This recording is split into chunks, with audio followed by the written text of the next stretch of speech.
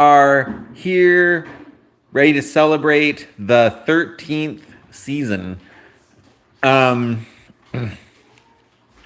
this is a really cool time because the 13th season is the culmination of all the other seasons.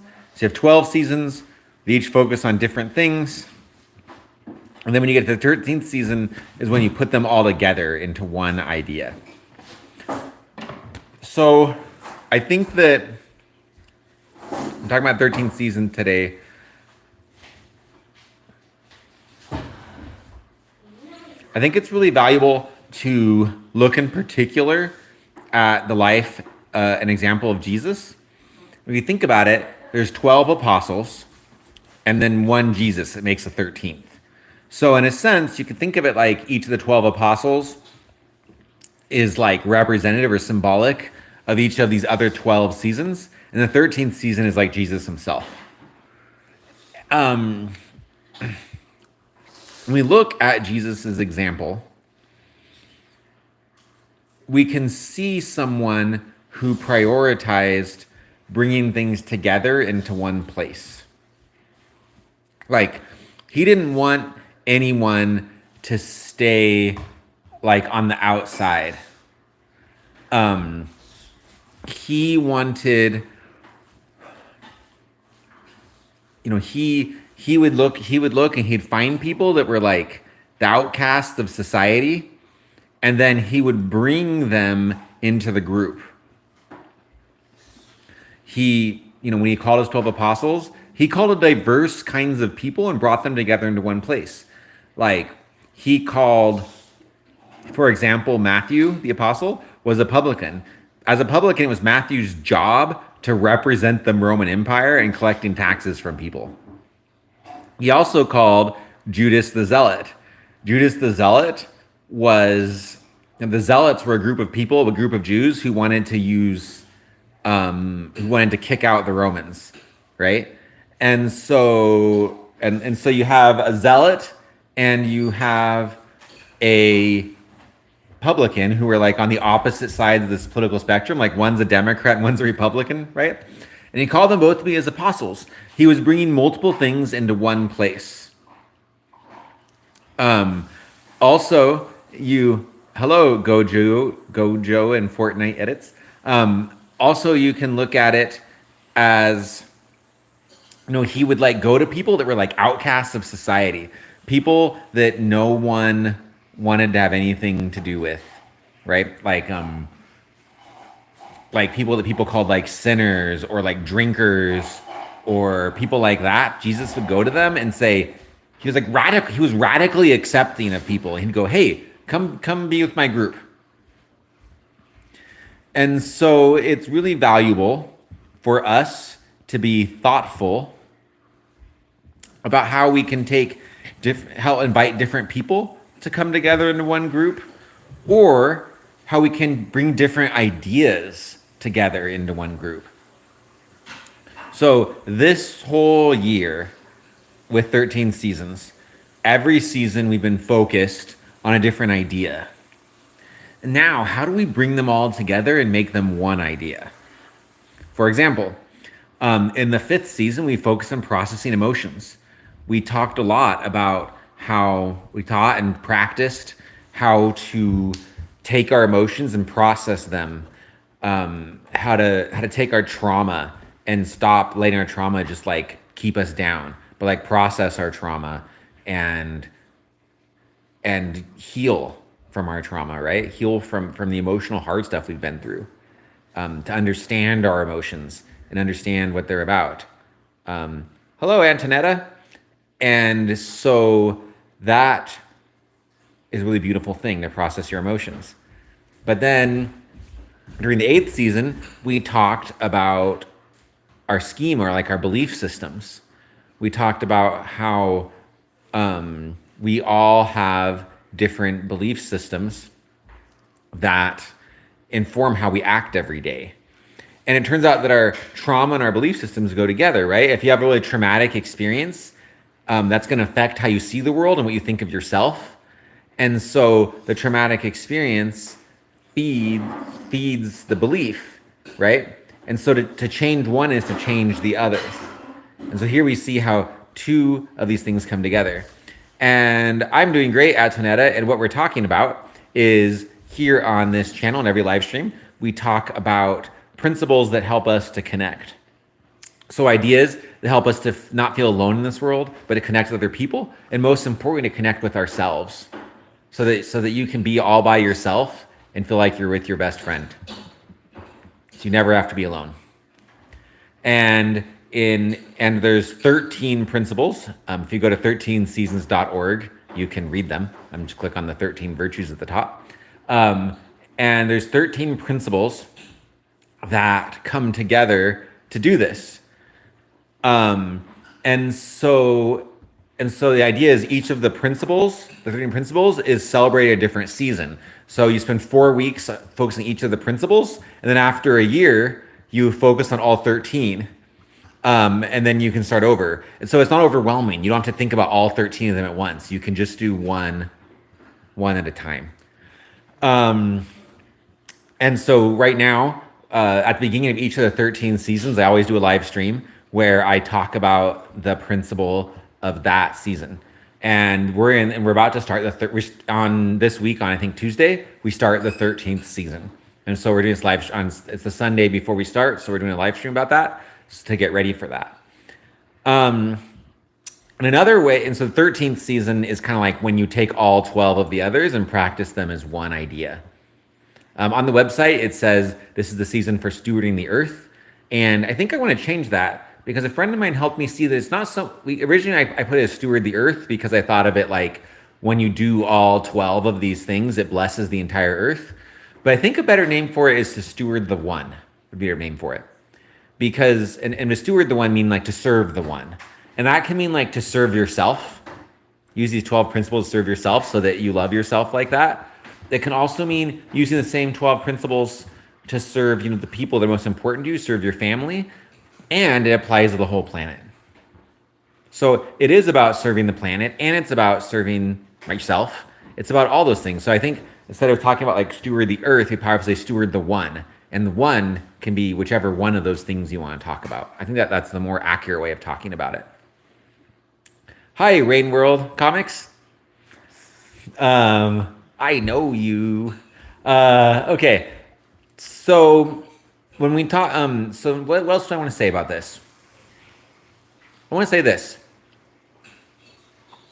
You, whoever's listening, you are important. You matter a lot. And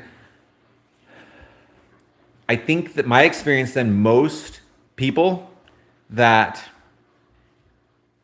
and then Brandon says, the 13th season is a great way to focus on something different every few weeks.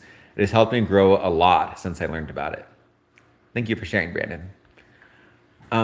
But my experience that I'm discovering is that most people deep down inside are really, really worried that they're not good enough. And that looks different for every person. All of us experience that differently. There's different ways you find good enough, and we all have different reasons for it. Different reasons we feel that way.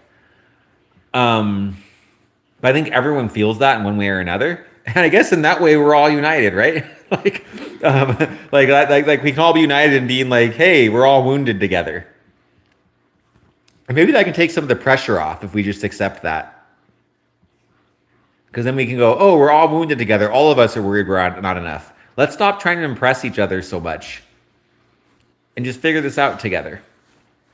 That's one thought I have about that.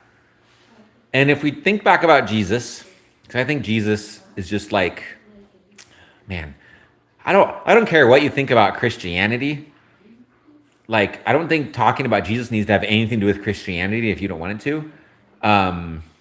If you're a Christian and you believe in Jesus, then let's talk about that. But if you're not a Christian, let's still talk about Jesus because Jesus was awesome. Let's not worry about Christianity. Let's just talk about Jesus. And the thing about Jesus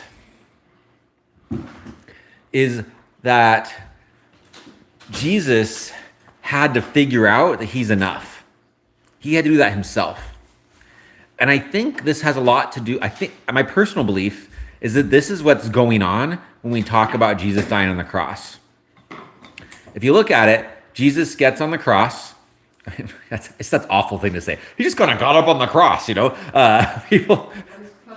People put him on the cross. Sorry, that was, I don't know if that's really very accurate. But he didn't just get up on the cross. It wasn't like a thing he wanted to do that he thought would be real fun. People nailed him to the cross. They crucified him, which is a terrible, terrible, terrible form of death. But while he's on the cross, he says something interesting. He says, "Father, Father, why hast thou forsaken me?" And I think that's really interesting. I have wondered to myself a lot, like, why die on the cross? Why do that? Like, what's the point of that?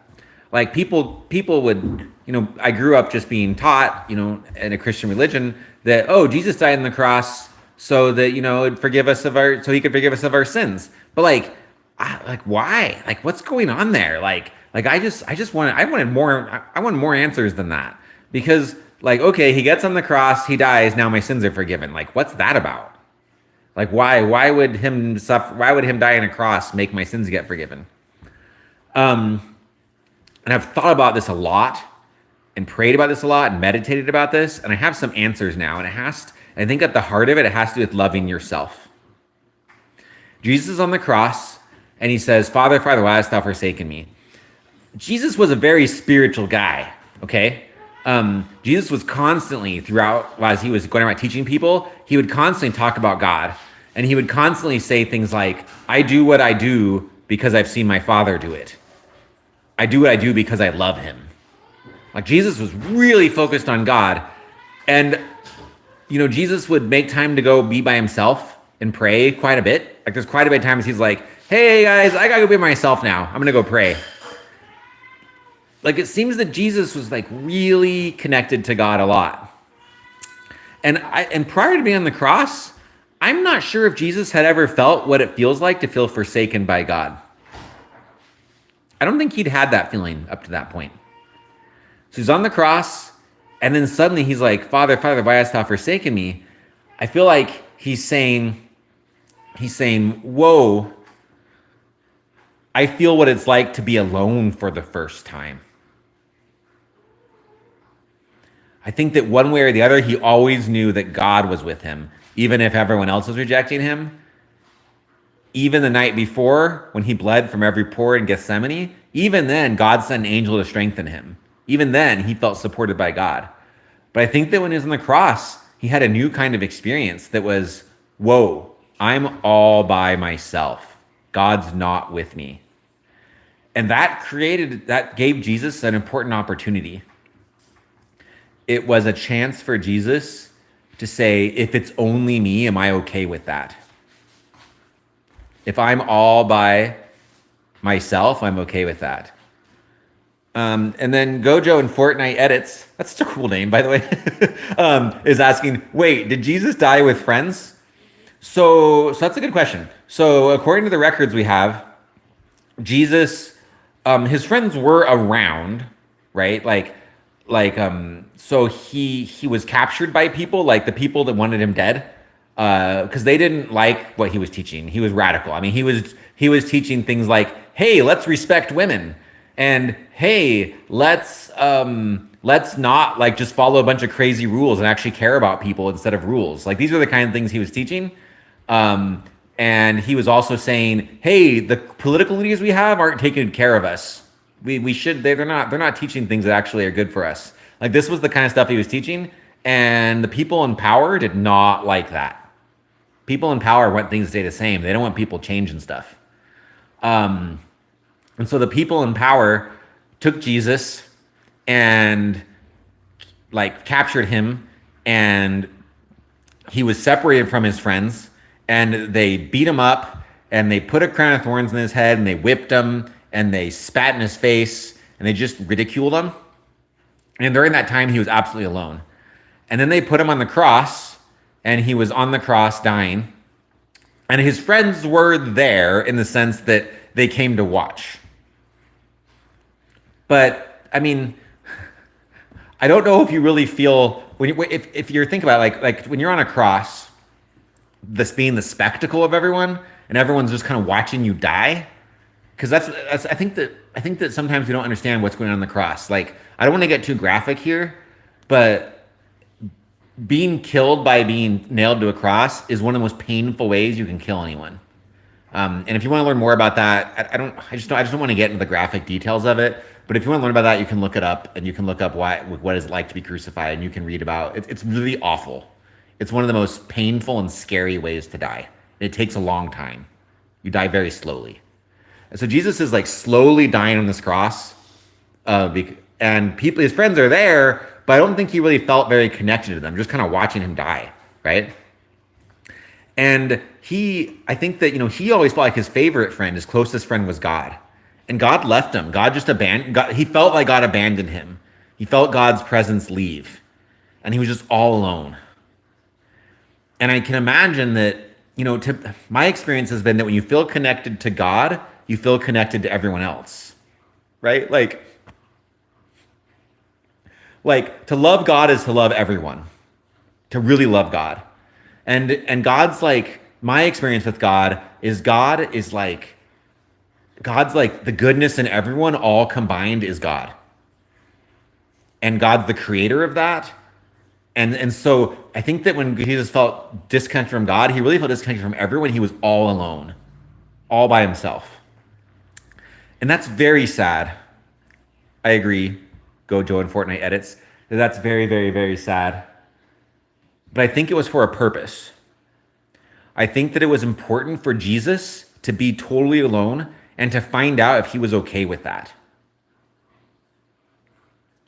Jesus needed to be able to say, I'm just Jesus all by myself, and that's okay. When I'm all by myself, it's okay. I like myself that much. I think that was the lesson of the cross.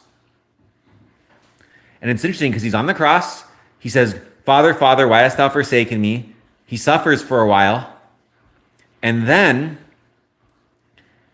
he makes sure that his mom is being taken care of. He turns to John the Beloved and he says, take care of my mom. And then he says, it is finished. And he dies.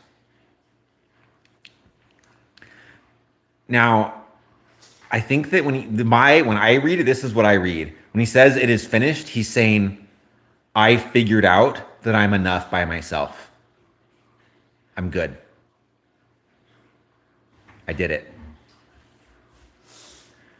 And what I have learned is that when we say that Jesus forgives us of our sins, I think the root of all sin, and by sin we just mean, what I mean by sin is just anything we do that hurts anyone else, anything we do that makes things harder for ourselves and others, right?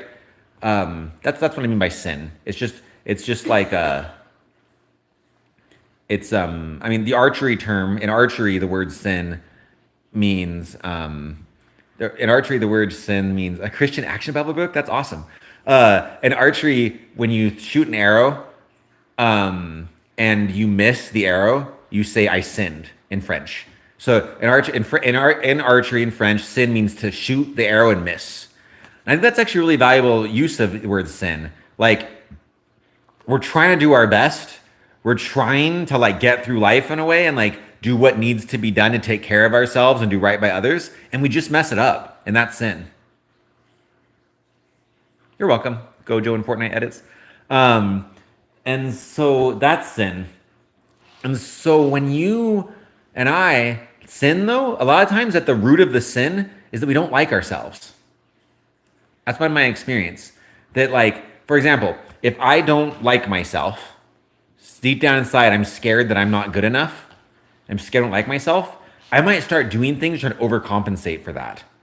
So I might try to show off and make myself, kind of do hubris, kind of ego stuff where I try to show off and show off in a way that hurts someone else, right? I put other people down in order to put myself up.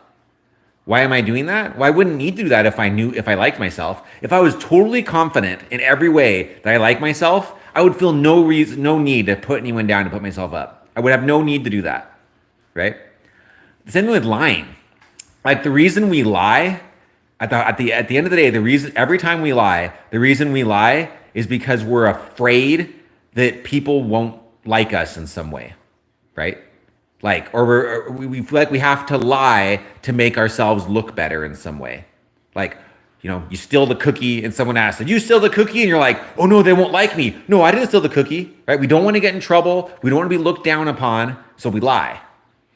Or you do the kind of lies I do. This is a lie I'm very guilty of. I'm trying to get better at this. Where someone says, oh, yeah, I love that movie. There's like such and such movie. Have you seen that movie? And I kind of shrug and pretend like I've seen it because I have a film major. So like, I feel like I should have seen lots of movies. Like I think I'm supposed to be the kind of guy who's seen all the movies. So when people ask me if I've seen a movie and I haven't seen it, I don't say I haven't. I don't say, oh, I haven't seen that. I haven't seen that. No, I tend to kind of like talk around and pretend like I've seen it, even though I haven't. I totally do that. And why do I do it? Because I'm afraid I'm not good enough.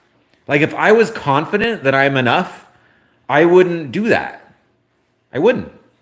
I would just be confident enough to go, no, I haven't seen it. Tell me about it. Like it's fine. But I'm scared I'm not good enough. So I'm like, oh man, the guy with the film major hasn't seen a movie, people are going to like think less of me. And then I'll think less of myself. So I better like pretend like I've seen it. All these little sins we do, these ways we miss the mark in our relationship with ourselves and others, at the end of the day, I believe they all come back to not liking ourselves. And if we could just learn to like ourselves exactly as we are, it will then, so many of the things that we do that are self-sabotaging, we'll just stop doing them. And so many, we'll love ourselves so much that we'll give ourselves the gift of self-improvement. We will make our lives better.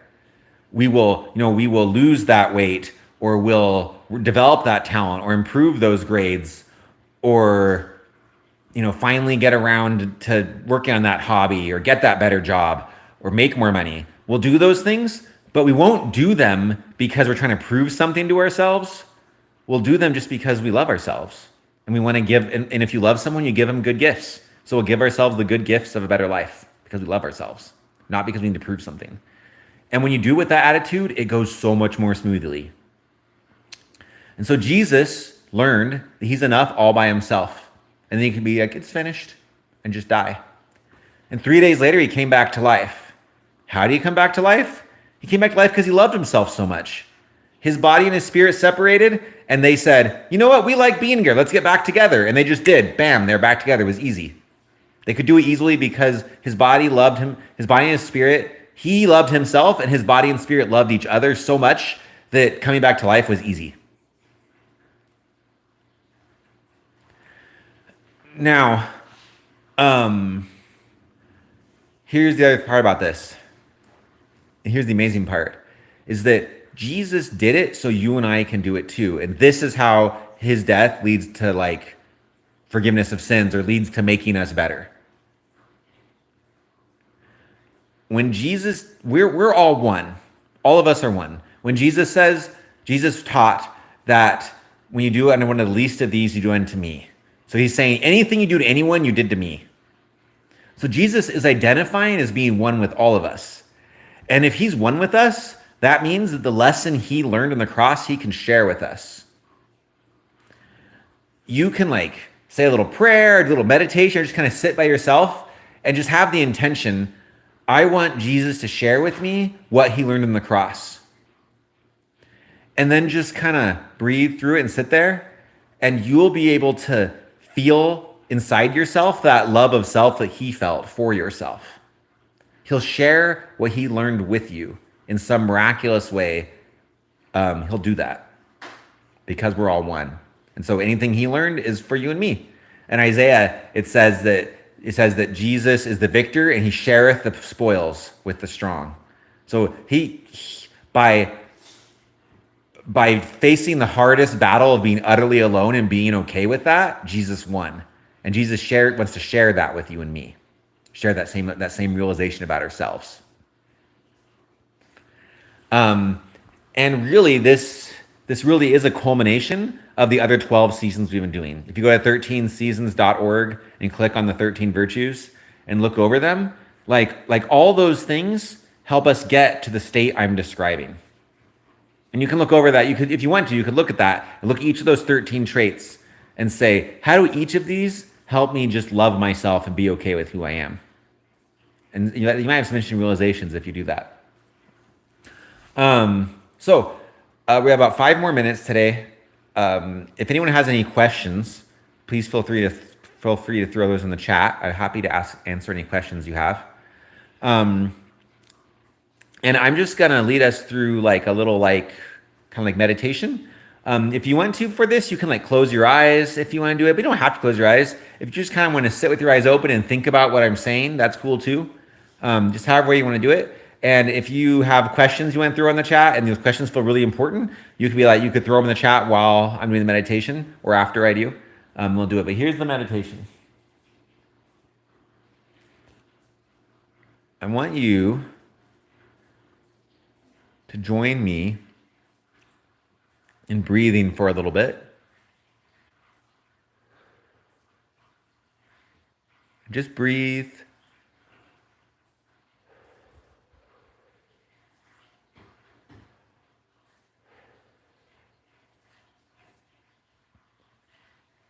As you breathe each breath, you feel yourself getting more and more deep into yourself. You become aware. It's like the world, everything kind of fades away and it's just you. And imagine or become aware with me of the image of Jesus on that cross. And it's like you're looking at him kind of from a distance on the cross.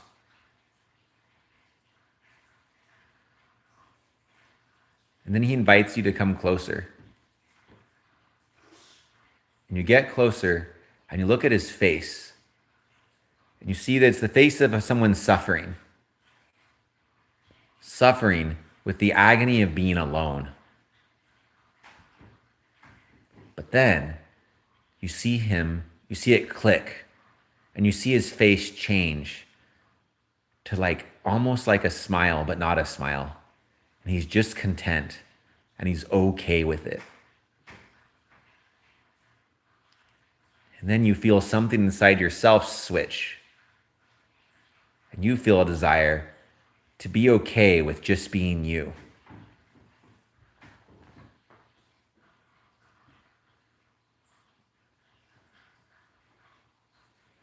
And notice a spot in your body that seems to stand out to you right now. Whatever spot it is that comes to your mind that stands out. For me, it's like the bottom of my belly. Like in the center of my body, like right where my belly is, like right there at the bottom of that space. For you, it might be somewhere else. Just pay attention to what spot stands out for you. And say to that spot, I love you.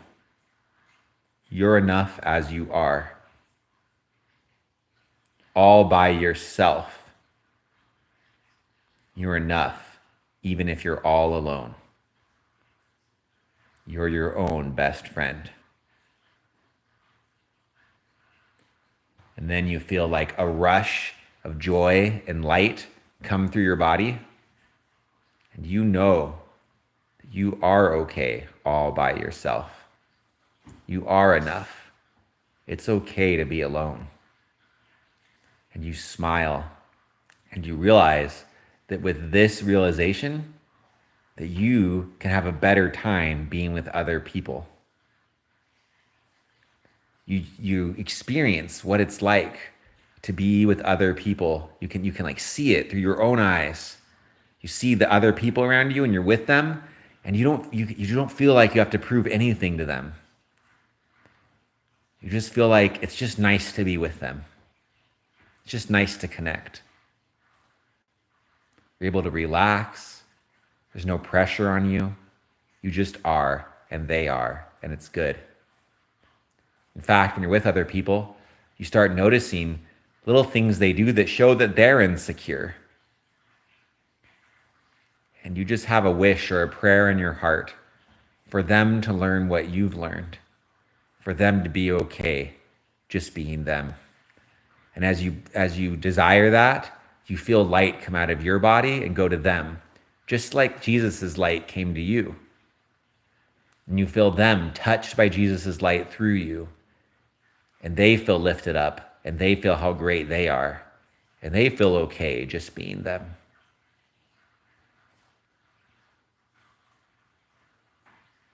And just smile. Open your eyes if you're ready, if you have them closed. And that's all I got for today. It's short. I'll stay on for another couple minutes in case anyone has any questions. So if you have any questions, put them in the chat, and I'm happy to answer them. And I just really, really wish for all of you a fantastic 13th season, because this 13th season is a special time. It's a time when all 12 of those really, really wonderful attributes listed on 13seasons.org come together into one. And it's a time when we are free to make big changes in life and big shifts. During this 13th season, things come together in a way special way for us. Gojo in Fortnite Edits asks, was Jesus hunted when he was a baby or no? There is a story in the Bible, in the book of Matthew, where it says that there was a king who was jealous of Jesus because it was prophesied that Jesus would be a king someday. And so people thought Jesus was gonna. There's lots of people that thought Jesus was gonna come and like be the ruler of everyone, but that's not what he came for. He came to help us be the ruler of our own souls. But they misunderstood, and they thought he was coming to like be like a earthly ruler at the time. And so in the book of Matthew in the Bible, it says that the king at the time was scared of Jesus as a baby because he thought Jesus would, would take his throne. And so he sent people to kill all the babies everywhere that were Jesus's age to try to like make sure Jesus was dead. But Jesus's family, Joseph was his mom's husband, and Joseph had a dream that was important to take Jesus to safety. And so it says that they ran away to Egypt and lived in Egypt for a few years until Herod died to keep Jesus safe. So yeah, so that's I think when Jesus hunted, that's the story in the Bible about him getting hunted as a baby, is that kind of story.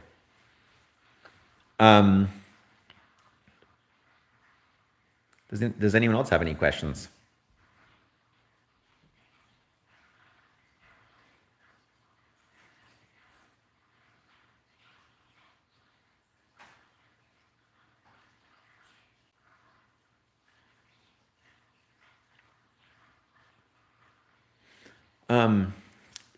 Again, you can go to if you think of other questions later about what we've been talking about that you want to get answers to, there's a few things you can do.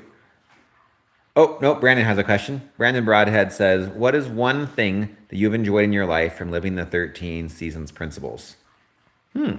First of all, I'd love to hear anyone's answer to that question. So I know that there's various people who watch these live streams and follow the 13 seasons content and pay attention to what's on the website and do things from the website. So I'd love anyone who's on this live stream that has lived these principles can go ahead and put an answer to that. And Gojo in Fortnite Edits, I see you have another question. I'll get to that, so hang tight. But I want to answer Brandon's questions first. So for me, living the principles that you can read on 13seasons.org, living those principles has made, I don't know, what's one change? It's like everything. These principles, I discovered them, about 6 years ago-ish. And so I've almost been living them for 7 years, almost. By somewhere, depending on how you measure it, because I discovered the principles were discovered gradually. But my initial introduction to these principles will have been 7 years ago, July. So once we get to this summer, it'll have been 7 years. So we're really close to 7 years for me. And there's this interesting idea that if you live something for 7 years, you really become it. And the reason that people say that is because it takes 7 years for all the cells in our body to change. So in a 7 year period, every single one of your cells is a new cell. So the idea being is that if you keep at something for 7 years, then after 7 years are up, every single cell in your body will be a cell that's come into your life since you started doing that. And so all of your body will be made of cells that are like in accordance with those principles. So so some people say that if you live something for 7 years or do something for 7 years, you'll be a true master of it. So I'm almost at 7 years with 13 seasons. I'm almost there. And I don't know how to talk about one thing. Maybe the one thing I would talk about. Okay. No, I know what to say about this. When I started this journey with these principles, I really struggled with a few things. I really struggled with constantly wanting to like prove myself to other people. Like I really was always paranoid and like about wanting to make sure that I was, seen as an important person by other people. That was really important to me. I also really struggled to connect with people. Like when I was with people, when I was in social situations, for example, part of me really wanted to be friendly with people, but other parts would like fight back, like don't be friends with those people, like they'll hurt you, you'll get hurt if you're friends with people. And I just really deep down just didn't like myself, frankly. But now I feel way more able to connect with other people and feel comfortable with myself, which is really what I've been talking about this whole time. Maybe that's why it's on my mind.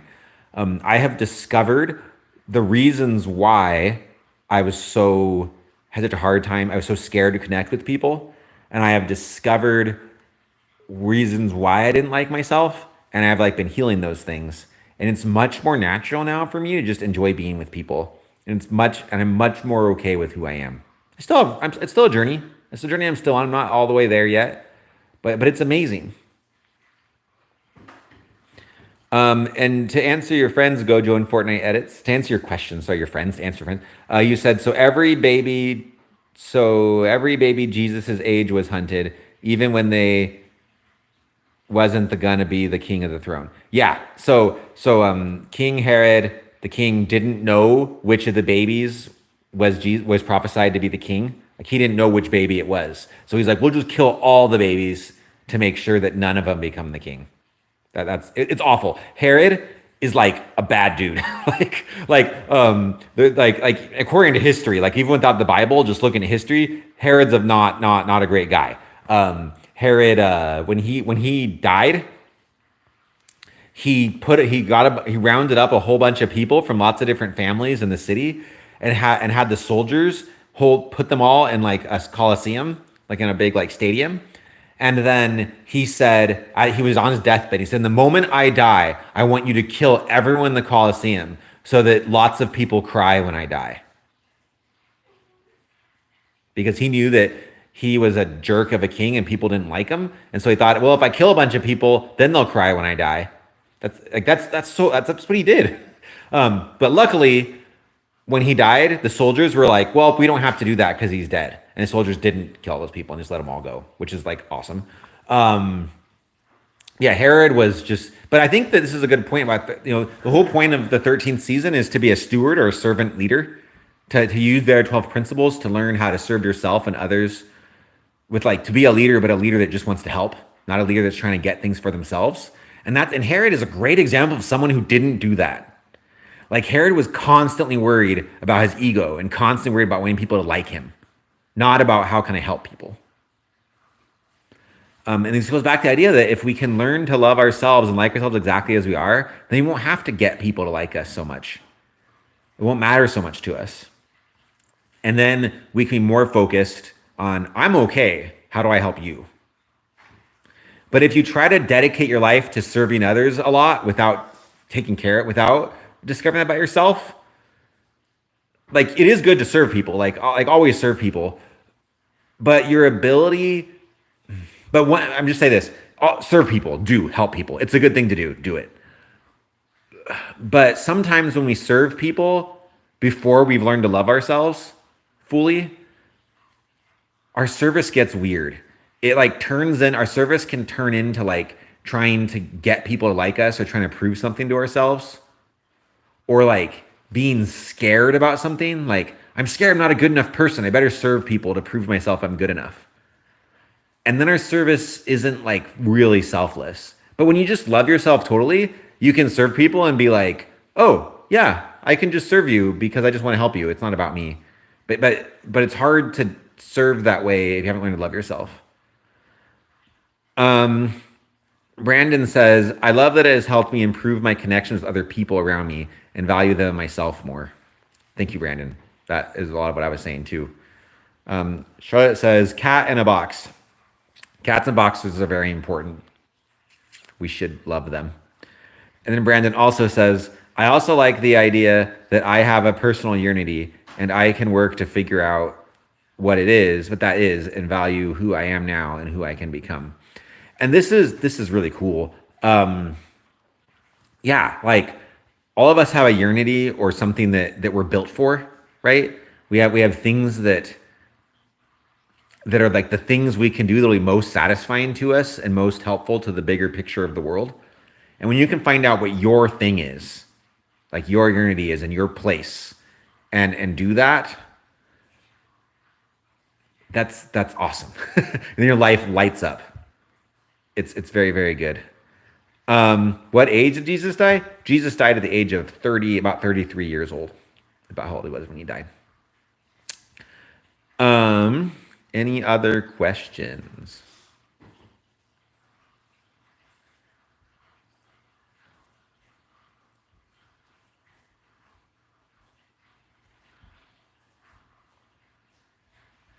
Okay. If you have more questions, you can actually, even after this live stream is over, if you just ask questions on the live stream, I'll get a notification that you asked questions.